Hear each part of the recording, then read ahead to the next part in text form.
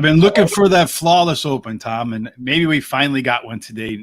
No, nothing that was overlapping us.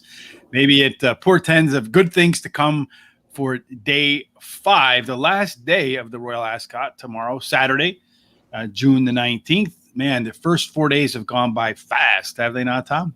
They seem to, and boy, our track conditions went from one to the other in the blink of an eye. Yes, a little bit of rain will do that, right? They got more than a little bit of rain, though, right? A little over an inch currently is what they're showing, but it is still raining there. And from that, I noticed, and you brought up in the pre-show a little bit, that it may be reverting back to what we saw in the early days. But I noticed watching the first 4 races in the sprints, everybody kind of gathered in the middle, except for the first one where the whole host of horses went one way, and there was one lone guy that went down to the rail, and then one straggler way behind that just never got involved. But certainly they did take a different strategy, it looked like, today in terms of jockeys and where they wanted to be on the track. Well, and at roughly 6:45 our time or a little later, they the stewards and the jockeys, trainers, all were out there walking the track and taking a look at it. So that, and they do that most days anyways. One of the top jockeys, Ryan Moore, took a walk around the entire circuit on the outboard course rather than the straight. But the straight was where they were gonna. If they had decided that the round course was not ready to go, they would run everything on the straight and cancel some of the races that were the longer ones, and move them, which they didn't. Fortunately, they didn't do. But the big thing there is that the ground, you can see it kicking back with spray, but the middle looks a lot better.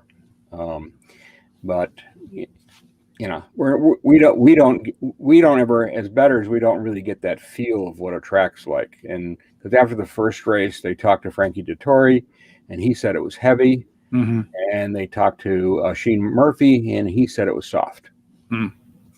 So different opinions for different people who are doing the same thing. Did any of them have an umbrella out there poking holes?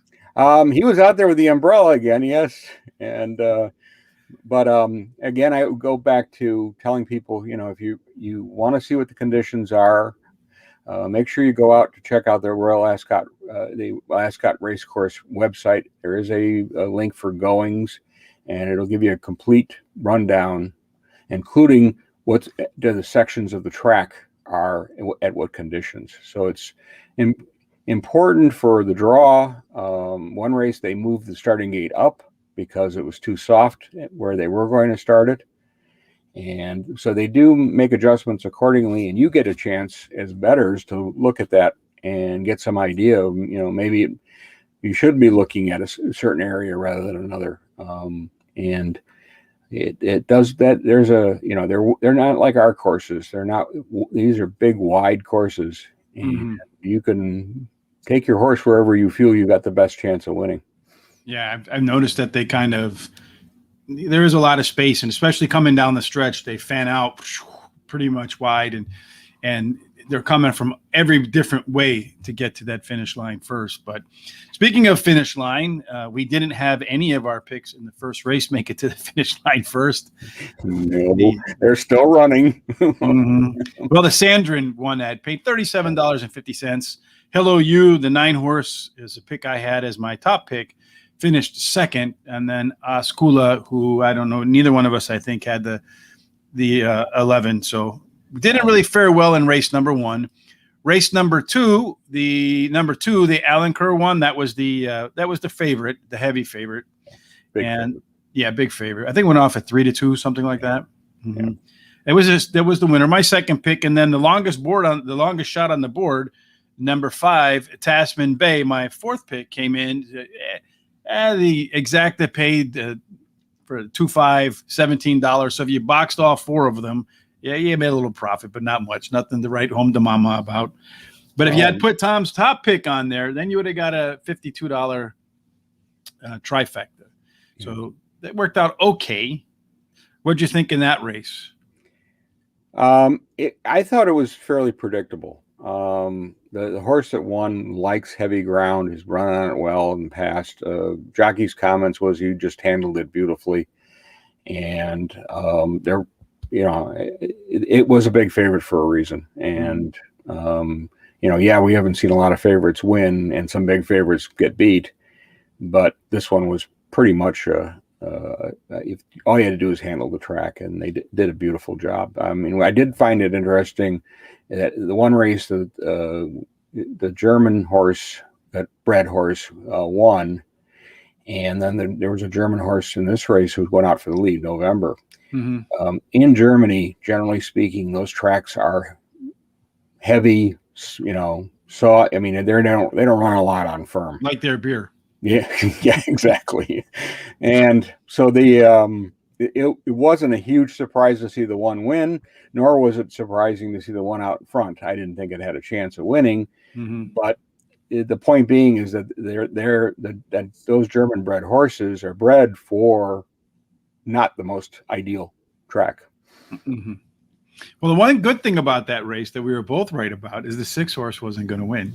Yeah, finished 4th, so didn't finish on the board according to English because they don't have they don't have the superfecta over. At least I haven't seen one yet. Maybe they have some in some other races. I'm not aware of any.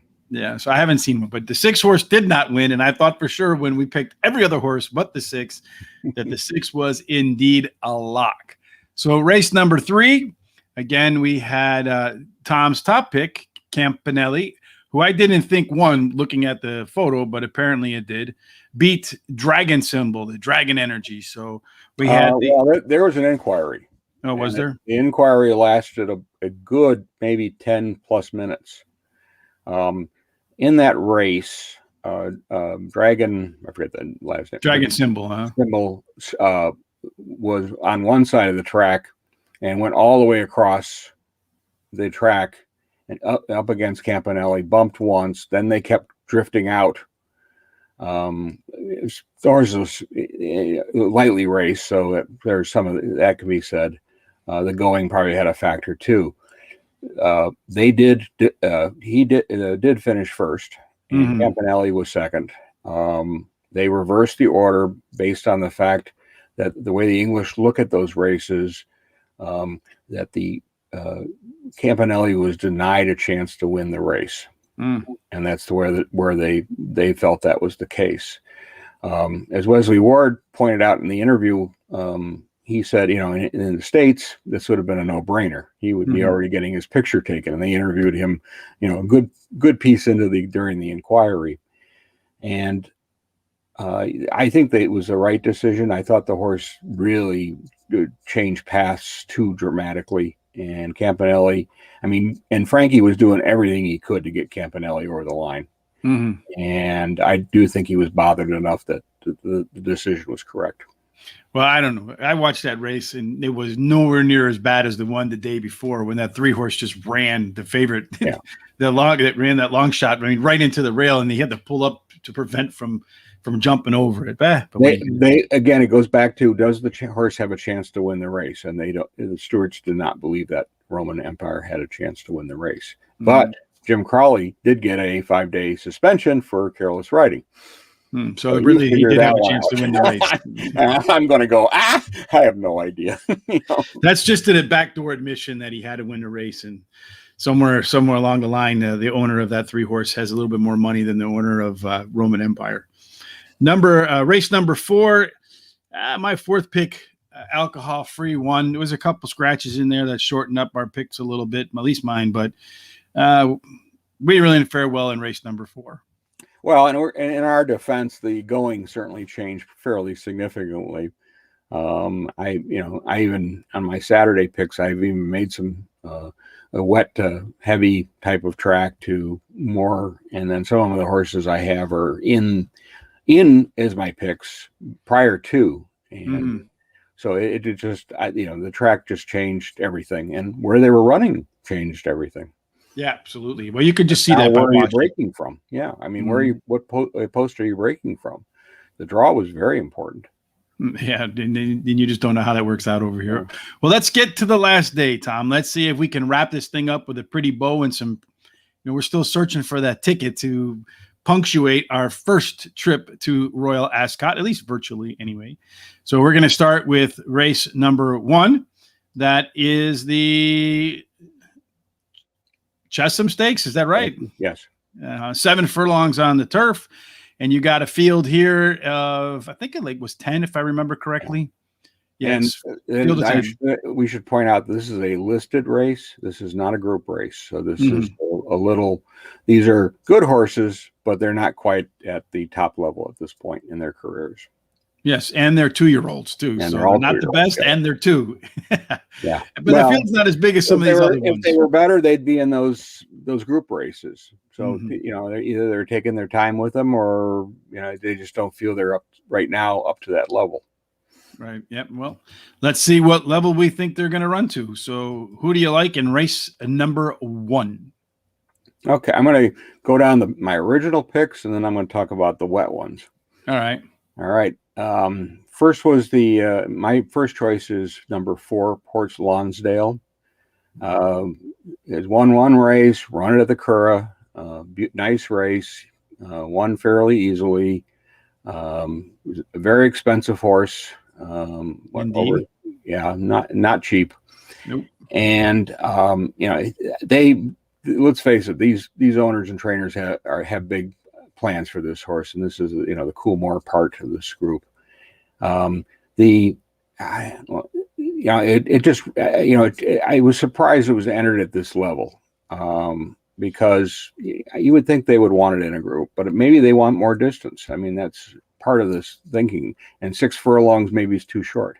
The dam has produced 8 runners, 4 are winners.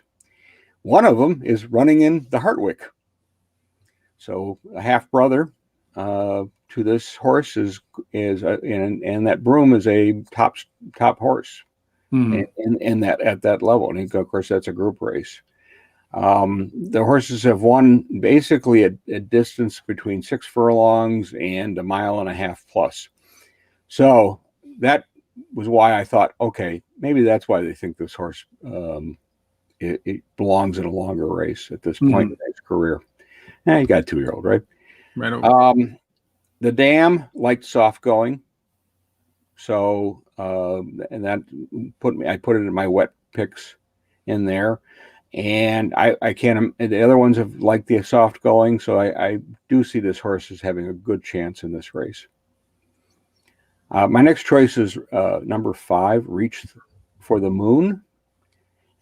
Good second to New Science, who should be the favorite in this race. Beaten by a length and a half, but it was no match for New Science. Comment lines said this horse is going to get better sooner, and I have to say that probably is it. Even though it was outpaced, it stayed nicely. The owner is the name, just very simply put, the Queen. And we can all pretty much figure out who that is. And this is a John Gosden trained. Frankie Dettori will be up. And this is, I think, a non-winner, but I think it's got a great chance of moving here up. The question with this one, of course, will be the going. Will it like a deeper, softer track than before? So we'll see. My next selection is number 1, Great Max. He traveled well at Newbury on his first start, and in the last furlong he really picked it up, and it was a hand ride all the way. I mean, so really never was asked for anything. Market put him at 4-1 in that race, so that was really interesting there. And I also think he'll be one of the favorites in this race. James Doyle has the ride. Michael Bell is winning. He's had 8 runners, and 4 of them are winners as 2-year-olds. Pretty good, 50%. Yeah. Only puts them out if they're ready, it sounds like. And then he's got 18 times they've started, and they've won 22% of them. So they're winning. So you got to put that as a factor. The sire here was a French horse who was unbeaten as a 2-year-old, and he's produced Adaria, nice, not a bad, nice horse, but it's the first foal from this dam, so we don't know a lot about that yet. Mm-hmm. And my question will be, again, will it handle the ground? Number 2, I have another one in here because you'll find out why in a minute.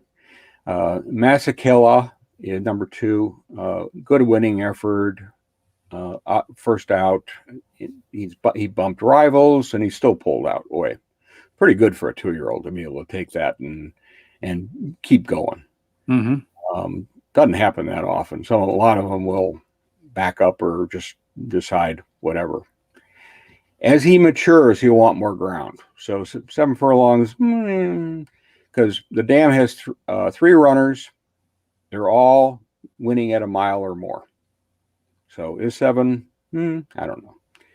The thing I thought was really interesting is that this Oisin Murphy has the mount, and Andrew Baldwin's been tearing it up at Royal Ascot as the trainer. He's got a number of winners here, but his interesting stat is that his 2-year-olds are winning at a 16% rate, and he's got a positive ROI of 5.50.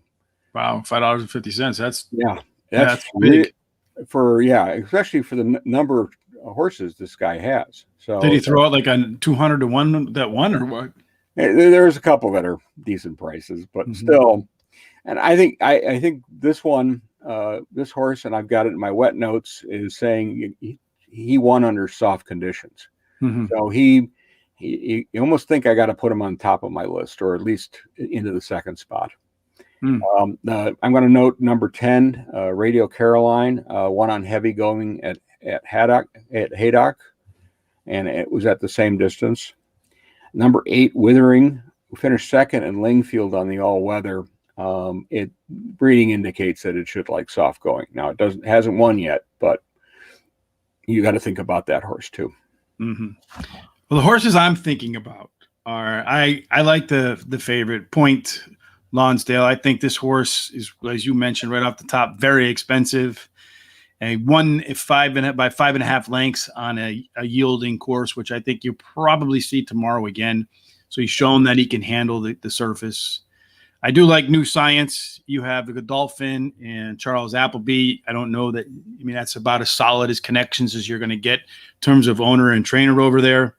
I agree with you. Number 1, Great Max. That's a horse that in the comments noted that he didn't have a lot of room and still managed to win the race, as you said, under a hand ride. Yeah. So you give that horse a little bit more room. I suspect he'll run better than the 10-1 morning line odds. And as you mentioned, you think he'll come down in odds tomorrow. I think he will too, because most bettors will be aware because they're all watching the show. And then I have number 9. You got to have a long shot, right, in this place, because it seems like they show up pretty regularly. Yeah. So out in Yorkshire is moved up a little bit and moving up in class, of course, but it's a horse that ran towards the front. And I know it's not really the way to win here, but he fought on in both races pretty hard. So I expect that, I like to see a young horse especially show some guts.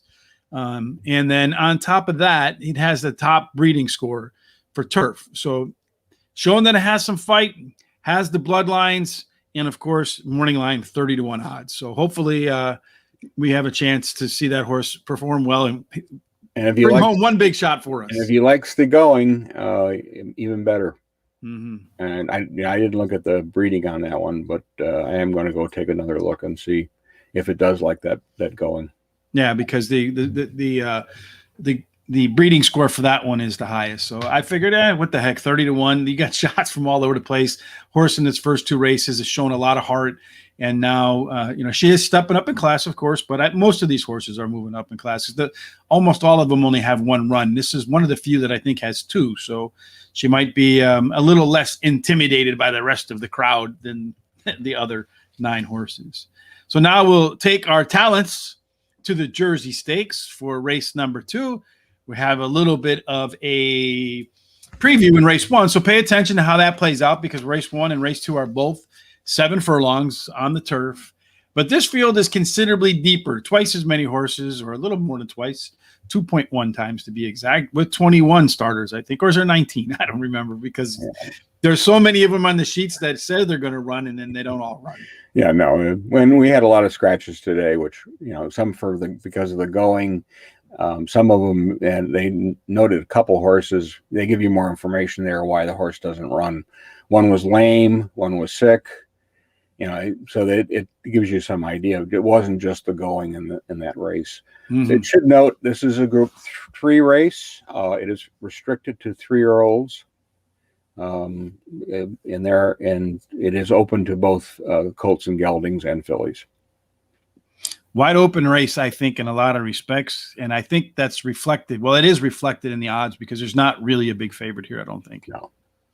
So who is your favorite? If you were set in the morning line, who would be at the top? Number 4, Creative Force. Comes off 3 runs in a row against lesser company.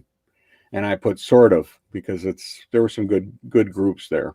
Mm-hmm. Then it tried a Group 2 race as a 2-year-old and was backed up badly. And that was the Covington, which we saw run first day at Ascot. Mm-hmm. He's run okay in some races and just didn't finish. And then on the other hand, recently the horse has turned around and just wins. Mm-hmm. Races have been at 6 furlongs, but breeding indicates that that shouldn't be an issue. Just 7 furlongs, and they've won at mile and greater distances. So if it's a true sprinter, I think 7 will be fine. But you may like longer races in the future. We'll see. Mm-hmm. The going is a question mark for me. I don't know if it's going to like it. Number 9, I'm going to mispronounce this. Memento. Won a listed race last out at Epsom. So it's going to move up a little here. Mm-hmm. It was the front runner in a small field, and when he was asked to go, he went.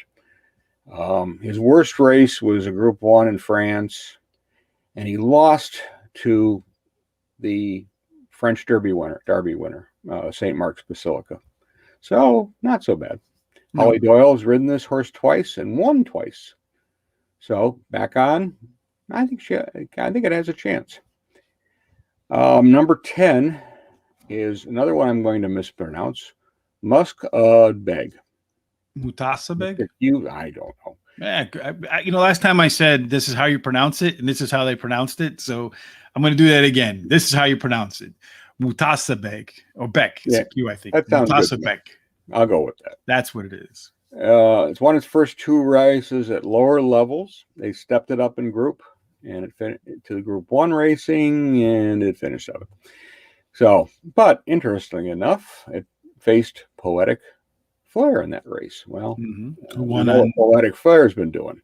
In 45 days, it's run some very good races. Both its wins were at 7 furlongs, and they were both run at Newmarket. So I think the step up is not going to hurt it any. And very importantly, it's won on both heavy and good ground. Mm-hmm. So it could easily move up on my list here as the top choice. And I want to mention 3 others. Number 7, Karakoram, has won maiden on soft and handicap races on soft, but this is definitely a step up for it. Mm-hmm. The 12 horse is won on good and was 3rd in a very heavy going track. And number 18, Light Refrain, won on soft and ran okay on heavy going. So if you're looking for some long shots, there may be a nice couple in that group. Or maybe you're just going to play my picks.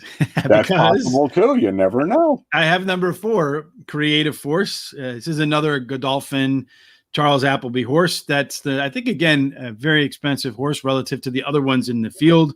My only concern is you mentioned that he had one bad race in the 5 that happened to be at Ascot. So I don't know if there's something about the track.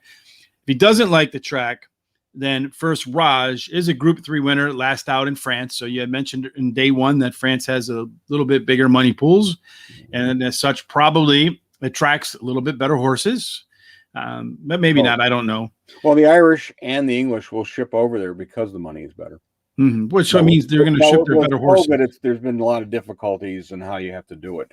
Mm-hmm. So it's better. It's a little easier now than it was 6 months ago. But they for the money and for the prestige, and if you want a group win on your resume, so to speak, they do ship them, and they do run, and they do win. Mm-hmm. Well, First Raj is one of the horses that seems to know how to win. It just seems like he knows, literally, his nose knows where the finish line is, because won by a neck, won by 3/4, second by a neck. So this is a horse that's really kind of close at the finish line. Then I'm with you on number 12 in terms of, one of your long shot picks at the bottom of your list, but it's third on mine. Naval Crown is dropping from a Group 1, fourth by 2 3/4, and has 2/3 in 2 races at this level. So I have him third, right where he likes to finish. And then finally, number 18, Light Return, did have a tough debut, but in the 6 races afterwards hasn't been beaten by more than, I think, 3/4 of a length, or maybe a length. Yeah. So 6 races and right there every single time. And will like the going too. Mm-hmm. So that's something that we really can think about when you're handicapping and making the decision on how, especially if you're playing an exotic. So I think this is the first time you and I agreed on a horse on the top in all 5 days. I don't remember exactly, but I think if my wheels are turning correctly. First day, we both couldn't get past. Oh yes, the first horse on the first day. You're right. Yes, you were absolutely correct. The 2 to 5. There was a lot of other people too. Yes. I forgot about that. Well, I overlooked it because it was obvious, right? It's like the beginning of a geometry question. It's given. So no worries about that one in terms of, it didn't take much handicapping skill to pick that. So now, we're boiling down to the last 2 races. It's amazing how fast all this has gone. So now we're race 3. It's the Hardwicke Stakes. It's going to extend out a little bit. This one is 1.5 miles on the turf. And I think again, this is a race where I don't think there's a big favorite in here in terms of odds, but I think in terms of quality, it's one of the fields that's deepest in terms of quality that we faced or looked at so far. Yeah, this is a nice competitive bunch, and there are some that have done much better in the past and kind of are not in form right now, and we have a few up and comers, and then we have some ones that will mystify us without any problem. Mm-hmm. And then what'll happen, a 50-1 shot will win this race. Do you have any 50-1s in here? You never know. Well, let's find out. Yeah. I went with number 8. It's Logic Ann. This is an interesting horse because this horse was very unimpressive in his last outing. He's run at the distance Group 3. He was in the race early and then backed out. But they pushed him along. He still finished third. So, he did okay. Frankie was up on him. Frankie's been on this horse 5 times, and, he's done okay. Won races, and then this one. The interesting thing about this one is that in March of 2021, John Gosden took over the training of this horse. So the owners must have not been happy, or were looking for something else. Of course, Frankie's one of the main men for John Gosden to use for rider, so he knows the horse. Disadvantages here, of course, 218 days off. That's fairly significant. And I don't know if it's going to like the going. But I'm looking for a Gosden-Frankie combination. And, I'd like to get that 16-1 shot that they won on the other day. I think you can ride that one to the finish line. Yeah, Indy Angel. It was a nice payoff. You have a little guest behind you. Yeah, my poodle decided to join us. Good luck charm. Yeah, you never know, right? Mm-hmm. So, it was my top choice with a firmer track. with too much juice in the ground. I don't know. But the one that would be my top choice now in this, because it does like soft going and won at Ascot, is Wonderful Tonight. Yeah, it's coming off a layoff, but last fall in Group 1, it won without any problem. It's won in France with William Buick aboard, and won at Paris-Longchamp in a Group 1. So this is it's a Group 2 race, but this is a top class horse. And that's number 15 for those trying to keep it. I'm sorry, 15. And the soft going, I think, is probably just up this horse's alley, and it's going to be tough to beat, frankly. I did pick Port Longsdale half brother, Broomy. That's Aiden O'Brien trained. He's one of his better horses. He ran an awful race in October, and they put him away. And then he came out in 2021 with 3 wins and 1 second. That's a big improvement. Mm-hmm. And in those races, it won a Group 3, it won a Group 2, and was second in a Group 1. The going should not be an issue. This horse has been on soft, and I wouldn't be surprised this horse wins either. Yeah, last time out on in a Group 1 on soft, finished second by a head, and that's horse number 2. Yeah, number 2, Robert. And as I said, his half brother's running too in this day. Mm-hmm. A couple to mention. Number 14, Elaba Flora, is won and placed on soft going at Ascot. The 5, Hercom, Mm-hmm. has won a last race on soft going and has also won on good to soft going. So something to think about if you want to. Those both are going to be decent prices. For me, I'm starting with number 7. So this race is a race that Tom and I don't have any overlap at all, I don't think. I have number 7, Japan, finished 3rd in a G1 last out to a horse by the name, I think, of Piloderm or something like that, and second to Pile Driver. Actually. Pile Driver, yes. I can't read my own handwriting. I should have been a doctor or a writing instructor. AL Easy is a horse that finished second. I looked at both of those horses' records, and they're both pretty strong, sterling type outfits that those horses put together. Yeah, Pile Driver runs well, and then he runs a clunker. Mm-hmm. So this horse has done nothing but Japan has been nothing but Group 1 races in the last, including this upcoming one. It'll be 11. In the last 11 races, this will be the only second time that Japan has run in a non-Group 1 race. And the last time he went down below the Group 1 level, won. So I think the step down in class could be the difference for Japan. Number 6 is my second pick, and I don't know if those are 2 L's or what that is in the beginning of that one, but I'm going to go with Ierab. Maybe I'm right, maybe I'm wrong, but again, that is forever the official pronunciation, Ierab. Ierab is a winner of 6 and 7 of 6 of his 7 starts, but he is moving up in class, so that's probably something we have to keep in mind with this particular horse. I think that when you look at this horse, he won his last time out at 1.5 miles. So we know the 1.5 miles, and he won by 3, which is his biggest win in terms of lengths out of the 6 wins that he has. So we know that he likes the distance. And I expect in his second race off a layoff, because in his second career start, he got better than he did in his first race. So ran on a soft turf, ran at the distance, second start off a layoff, biggest win. A lot of things that I like there with number 6, Ierab. And they scratched that horse out of a race today, against much less, I would say, much lesser company. So they must feel they have a better chance at this group race.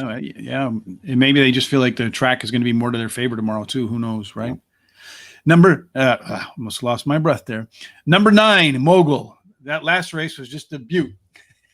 Finished 6th out of 6, 40 lengths. But that just means the jockey pulled up. Something didn't work right. So you can toss that race completely out. But that was a grade 1. So this is a group 1. This is another horse that's not really run out of the group 1 competition or grade 1. He ran in the Breeders' Cup Turf where he finished 6th, but it wasn't 5th, but only by 3 lengths. So not really beaten by a lot. So this horse is one I expect to see better form out of. And the last time he ran at Ascot, he finished 4th. So I think that this is a good distance for him. I suspect that he'll run well. And again, this is a horse that's run against Pile Driver a lot and been close to Pile Driver, which is, again, not a bad horse. Not a great horse, I don't think, but, well, probably a well above average horse. He's a Royal Ascot winner, so he has one. And then my last horse, you got to have Sir Ron Priestley. If you're going to bet anything in England, you have to have royalty in there. I mean, we bet one owned by the Queen. We might as well go with Sir Ron Priestley. This is a horse that's run 9 quality starts in its last 10. The only bad race in that mix, which is my biggest concern, was at the Royal Ascot last year in the King George V Stakes. He just did not fire, finished 13 out of 15. That, too, was on a soft track, which is what we're going to see probably tomorrow. So that's my concern with Sir Ron Priestley. But if he can run like he's run in the last 7 races, he should be a factor late. So I'm going with the 7, the 6, the 9, and the 10, and I expect there'll be some shots in that quartet. Yeah. I with Mogul in Japan, I've bet them before and been very disappointed in my results with them. They are top class horses. The question is, are they on the downside, or are they going to go step forward? And I think the drop is to see if they're really still want to run, or maybe it's time to head for the stud barn. Time to go to feed on some apples and make babies. Nothing wrong with that, right? Oh no, wouldn't be a bad life. No, the Will Chamberlain horse racing. Well, Tom, I can't believe that we're finally. I mean, it just seemed like we were talking about this in advance, probably about a month ago. Tom and I started talking about this, and here we are to the final race that we're going to cover of 5 days. We're going to close it out, and my hope is that we close it out with a bang. That one of us comes home with the big trifecta here, so that everybody can leave with a good feeling. So we're going to go race number 4. It's the Diamond Jubilee Stakes, back to a sprint where I don't know if we're going to see them part the C again, or they're going to run in the middle like they did today. But surely positioning and track conditions are going to have a big say on who wins. So let's see who Tom thinks wins. Well, and we should point out this is a Group 1 horse race. So these are some of the best sprinters. And on occasion, we've seen, just as a side note, the King Stand, which was run the first day, we've seen horses come back and run in this race. So because, again, being a sprint, and the King Stand being the shorter of the sprint, the 5 furlong race. So they do run them back sometimes very quickly over there. Like starting pitchers. Yeah. Well, you got 4 days rest and back to the mound, baby. Alan Jenkins used to say, if I got a horse that's good, I'm going to run him. Yeah. Well, he's in form. Why not? Yeah. I mean, and, let's face it, he was a giant killer. He beat Secretariat with Onion. So he must have known what he was doing. I would say. For sure. So let's see if you know what you're doing. I wish I did. No, unfortunately, that trifecta that you want big is, if Starman wins, it's not there. It ain't going to be big. No. Well, it depends on what backs them up. But I mean, if a few $100 is not bad to go home with. No, it certainly would be helpful, wouldn't it? Number 10, Starman is the standout here. Done everything you could absolutely want. Run stinker that he finished 14th at Ascot. Came out this year off the layoff, won by a neck at York in a Group 2. When he was asked about 1 furlong out, he finished very, very strongly. This is a top class sprinter without question. The thing, he only runs at 6 furlongs, and he's done very well. And this is where he's going to get that Group 1 win, which he does not have yet. Or no, I'm sorry, that's not true. He does have a Group 1 win. Well, my worry here is the stinker that he threw up at Ascot on October. That was the stinker. Yeah, that was the Champions Day racing, and yeah, it was not a great race on a soft track. So, but it was his fourth time, so maybe he needed a rest. Well, and let's go back to the maturity thing. I mean, he's now 4. You know, sometimes that's what you need. My second choice is the horse that beat him, Glen Shiel. Ran 4th last time out in his first start. He was the favorite. He made a lot of the running in the middle of the race and just didn't finish. He's had 20 starts, 5 wins, 6 places. He's a veteran without question, and he has beat my top choice. And pretty easily, too. Number 1, Art Power, is my long shot in here. Tim Easterly has been training some nice horses. He trains both flat runners and jumpers, which is interesting. And he, this one won at Royal Ascot last year in a handicap race. His first start this year, he had some gait problems, awkward coming out. Then he took hold, was shaken up, but had no space, nowhere to go. And with a furlong left, he kept going, but he was a beaten 6th, and he just because of just a trouble trip all the way around. Yeah, I mean, he just didn't run. I think he'll improve off that race, and he also has won on the soft going, and has finished, but also finished out of the money on heavy going. So we'll have to see what the track comes up as to consider that horse. I want to mention 2 others. One is number 2, Dream of Dreams. Won last time out on soft, but it was only a 3-horse field. So it likes the going, but can it be competitive in this big field? Bigger field, I should say, but a lot more than 3. Happy Power, number 6, is won Group 2 over soft going, but also lost on soft going at Ascot. So want a price? There's one for a price. And Glen Shiel, I want to go back to real quick, has won on all kinds of going. And soft should not be an issue for this horse. It seems to be any kind of surface. It seems to get hold of the track and go.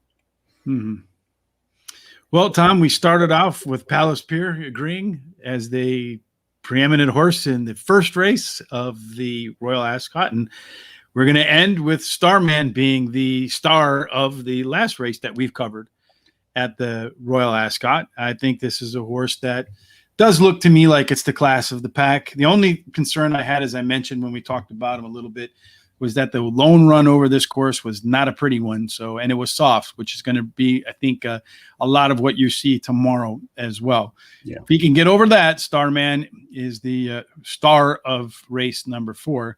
And then I like number 7, and that horse is Nahar.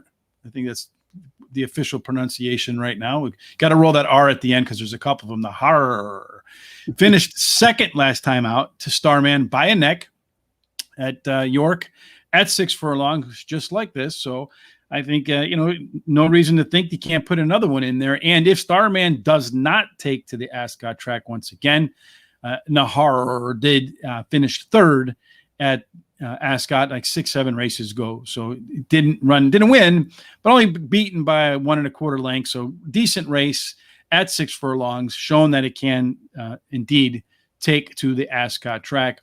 Number 2 is my 3rd pick, and that's Dream of Dreams, I think, if I remember correctly. Yes, Dream of Dreams. Last time out, came out and won. First time since last October that it raced. Run on a soft track at Royal Windsor, pulling away from the pack by 2 1/4 lengths. And I look back at its. There are only 3 horses in that race.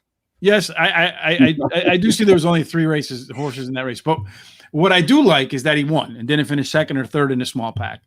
And what I also liked about that is this horse has had a couple of breaks to come back to the track, breaks come back to the track. Yeah. That first race has been a precursor to the second race almost every time. If it ran well the first race, it ran well the second race. If it ran poorly the first race, it ran poorly in the second race. Ran a nice race, again, short field, but it had a 33% chance, 66% chance to finish somewhere else other than first, and did make easy work with Ryan Moore in the irons. And he's ridden the horse twice the last 10 times the horse has been out. Both of them were winners. So I like that with the 2 horse. And finally, I agree with you on the 5 horse. That's my final pick to close out our Royal Ascot picks for 2021. Glenn Shield. This is a horse that, as Tom said, has really not done much wrong. It's had really one bad race in the last 10. Otherwise, it's always somewhere in the mix at the finish line. All right, Tom, now we're done with our picks. A little bit of reflection. What did you think about our ability to bring some knowledge to the international horse racing scene?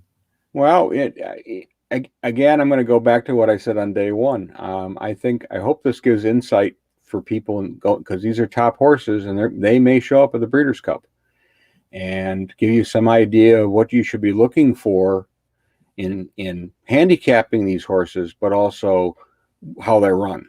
And we've seen it, we've seen different styles and how they wait, where the pace is slow, or when the American horses are in there, how the pace is faster, and who comes on, and where their position, how important positioning or being tucked in is.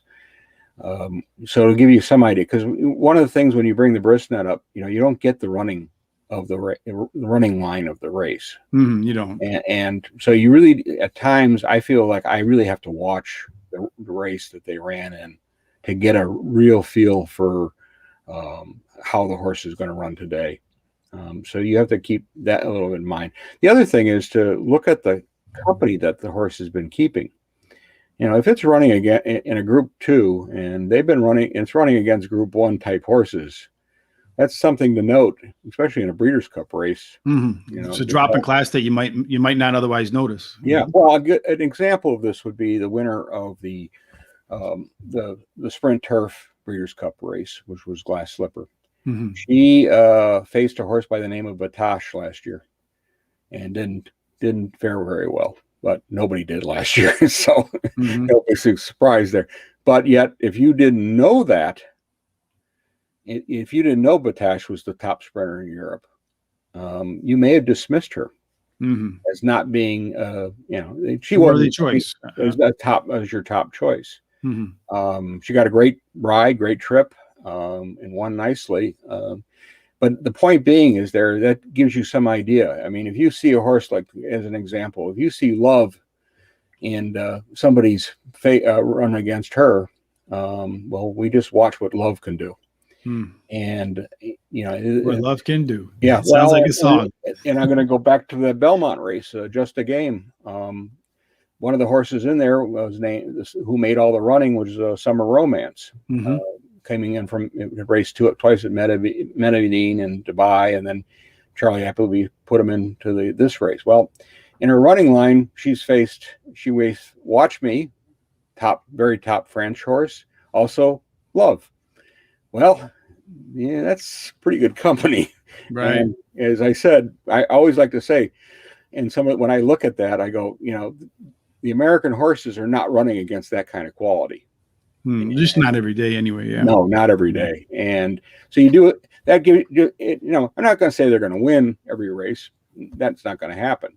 But it gives you some idea of what they're running against and what kind of company they're keeping, to give you an idea of where they fit in that Breeders' Cup race.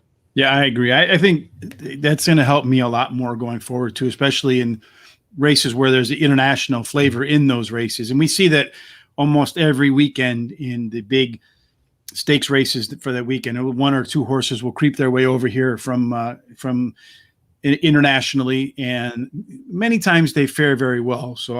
But they tend not to get bet, so they tend to be overlays because the lack of information on this side. it makes it difficult for people to back them because they don't really know much about them. So now I've learned in this process over the week, found a few different resources that I use to help me kind of identify horses that might be better. Tom emailed some, but I found some of my own. There's lots of stuff out there. So I think that going into the Breeders' Cup and future races where we have international horses, I'm going to personally be better equipped. And one of the things that Tom and I were discussing pre-show is maybe to help everybody who is coming along with us on this joyous ride at Horse Racing Radar as we grow, is to maybe do a weekly segment where we highlight some of the big races overseas, be it in Dubai, France, Germany, South Africa, Australia, and then Tom was just rattling off every nation on the world. Those are probably the only ones I remember from my geography class. But Japan is the biggest purses in the world, and they get 100,000 spectators there on some of the races. That's how big racing is there. So, and they routinely run for $1 million. So they still like baseball over there, and they like horse racing. They're like where we were in the 1920s. And we've had, and the U.S. They bought for stud like Sunday Silence, and produced a lot of really nice runners, and so that does influence. And I would throw Hong Kong in there, only because the way they run is very different than our tracks, but they have a max field, and then they have 2 reserve horses for every single race except the big stakes. Okay. So, or the high end. So you always get a full field, unless good for betting. But if you want, and they do, and there are times when it pays very well, and even with some favorites, it'll pay halfway decent. Because remember, we're 2 different pools. The Hong Kong pool is completely separate from our pool, from the U.S. pool. Yeah. So that's interesting to look at too. And again, some of the information provided, like in Hong Kong, you get the vet's report on the horses. Every horse has to be checked by a vet. Something we can use here. Somebody froze. I'm not sure if it's me or Tom. It's you. I'm here, but yeah. But the point being is it gives you more information, and that could be very helpful in the future. And we're still alive, according to this. Well, I'm going to say goodbye. You're probably going to be stuck with my unique basement void here, with a little sunshine out. And hopefully we'll talk, comment. Please do. We really appreciate the feedback. Bye.